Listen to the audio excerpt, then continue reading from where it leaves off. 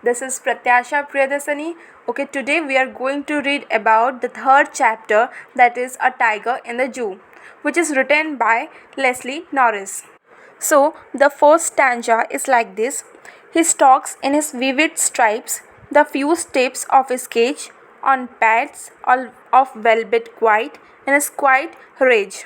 From this stanza, we came to know that the tiger in the zoo walks in the limited space provided to it in the cage. It takes a few steps. There are strips on its body which are quite prominent.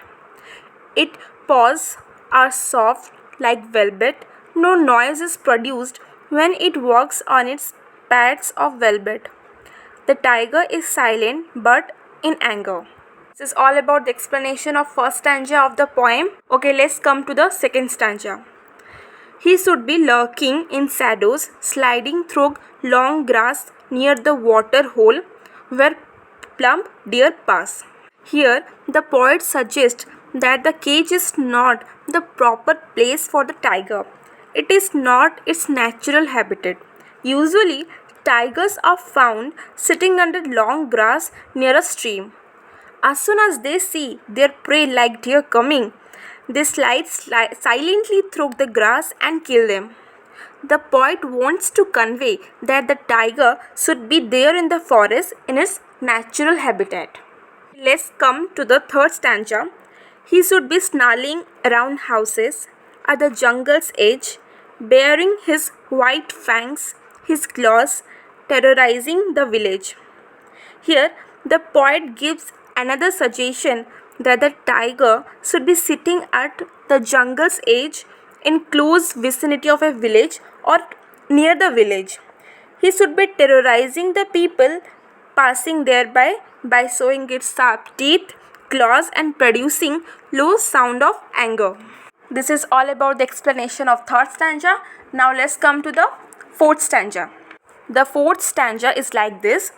But he is locked in a concrete wall, his strength behind bars, stalking the length of his cage, ignoring visitors. Here the poet now shows deep sympathy at the plight means unpleasant situation of the tiger, that is imprisoned in a cell which is made up of concrete. He cannot come out of the cell because strong bars are fixed. Thus, the poet says that the tiger's strength is locked behind the bars. He shows no interest in looking at the visitors. Rather, he keeps on stalking in angry mood in the limited space of the cage. This is all about the explanation of the fourth stanza. So let's jump to the fifth stanza. He hears the last voice at night, the patrolling cars and stares with his brilliant eyes at the brilliant stars. Here the poet again takes the reader to the cage where the tiger is sitting in the cage and feeling unpleasant and restless. He hears the sound of the patrolling cars of the zoo authorities. He shows no interest in them. He only stares at the shining stars with his brilliant eyes. We have completed with the explanation of all the 5 stanzas. Okay, now the summary of the poem is that this poem is a contrast of a tiger in the zoo with the tiger in its natural habitat. The poem moves from the zoo to the jungle and again back to the zoo.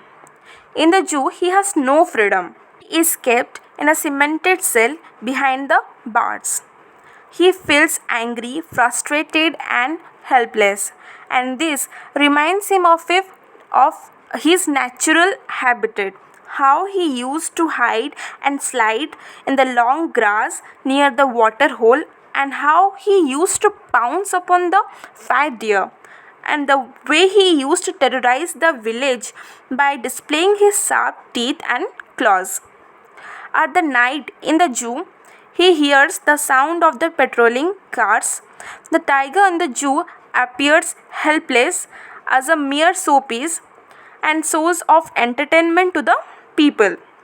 The poet wants to convey that it is cruel to keep wild animals in small enclosures of the zoo, away from their natural habitat.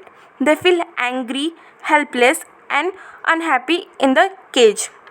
He pays no attention to the visitors who come to watch him. In the silence of the night, he stares at the brilliant stars with his brilliant eyes. Okay, this is all about the poem A Tiger in the Zoo. If you liked it, give a thumbs up, and if you have not subscribed yet, please subscribe my channel. And I want a suggestion from you whether I should explain in English or Hindi language.